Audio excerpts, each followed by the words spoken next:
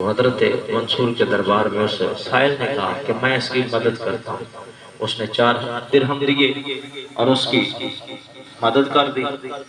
اب حضرت منصور نے فرمایا کہ تو نے اس فقیر کی مدد کی ہے، 4 درہم تو نے دیے ہیں، اب بتا تیری کون سی 4 دعائیں ہیں، میں وہ دعا کرتا ہوں اللہ پوری فرما دے گا.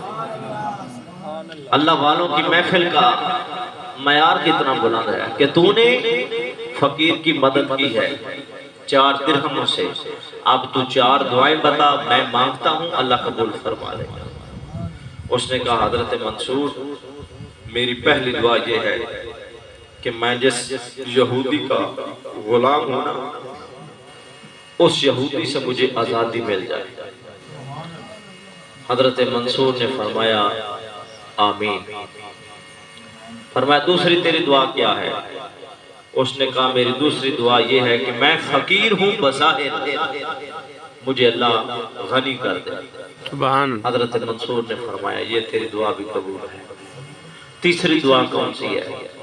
اس نے کہا میری تیسری دعا یہ ہے کہ میرا مالک غیر مسلم ہے، اللہ اسے کلمہ کی دولت نصیب. سبحان اللہ.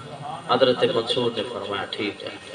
اس نے کہا میری چوتھی دعا یہ ہے کہ میں گنہگار ہوں، اللہ میری اور میرے آقا کی. مسلمان کیا پیغام دے رہا ہے؟ جس کا کھائیے اس کے گیت گائیے. بظاہر اس کا آقا غیر مسلم ہے لیکن اس کے لیے بھی وہ دعا کر رہا ہے کہ وہ اور میں گنہگار ہیں، اللہ ہمارے گناہوں کی بخشش فرمائے. آمین. حضرت منصور نے فرمایا ٹھیک ہے. محفل اختتام پذیر ہو گئی. حضرت منصور کی محفل ختم ہو گئی، لوگ اپنے گھروں میں چلے گئے. اب وہ غلام جو مسلمان کا غلام ہے، مسلمان جو غیر مسلم کا غلام ہے، جب اپنے غیر مسلم آقا کی محفل میں گیا، مجلس میں گیا، دربار میں گیا، اس نے پہلا سوال کیا کہ دیر سے کیوں آیا ہے؟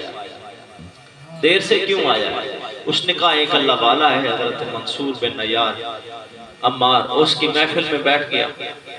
وہاں ایک سوالی تھا، اس نے 4 درہموں کو سوال کیا، میں نے 4 درہم دیے.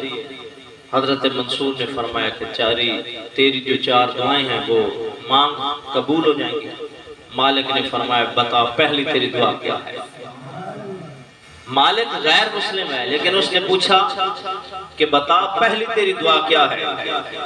تو غلام نے کہا کہ میری پہلی دعا یہ ہے کہ میں جس یہودی کا غلام ہوں اس کے ہاتھ سے اللہ مجھے آزاد کر دے. اب اس کا دل جو پتھر تھا وہ موم ہو گیا. اس نے کہا جا تجھے میں نے معاف کیا، آج سے تو میری طرف سے آزاد ہے. اس نے کہا ٹھیک ہے. اس کی پہلی دعا قبول ہو گئی. اس نے کہا پھر تیری دوسری دعا کیا ہے؟ اس نے کہا میری دوسری دعا یہ تھی کہ اللہ مجھے فقیر سے غنی کر دے. تو اس نے کہا تو نے اللہ کی رضا کے لیے 4 درہم دیے تھے، میں تجھے 4000 درہم دے کر آزاد کر دوں. سبحان اللہ. 4 درہم اس نے دیے تو اللہ نے ثواب کیا بنایا کہ اسے 4000 درہم ملے.